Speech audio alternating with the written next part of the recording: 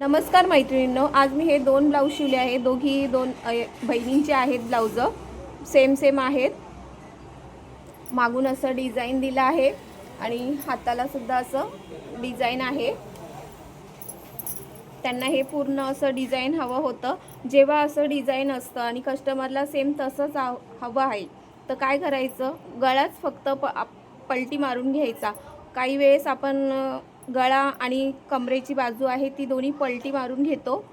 तर ह्या अशा वेळेस काय करायचं, हे असं डिझाइन असेल तेव्हा फक्त गळा पलटी मारून घ्यायचा आणि कमरेला पट्टी लावायची। कारण जर आपण दोन्ही एकदाच हे पलटी मारलं तर इथे घोळ पडतो, म्हणून गळा पहिले पलटी मारून व्यवस्थित कपडा करून नंतर कमरेला पट्टी लावून घ्यायची। पुढून प्रिन्स कट आहे आणि दुसरा ब्लाऊज सुद्धा सेम तसाच आहे। हाताला फक्त ही अशी लेस लावलेली आहे आणि हा पुढून कटोरी आहे। तर तुम्हाला माझे हे दोन्ही ब्लाऊज कसे वाटले मला कमेंट करून नक्की सांगा।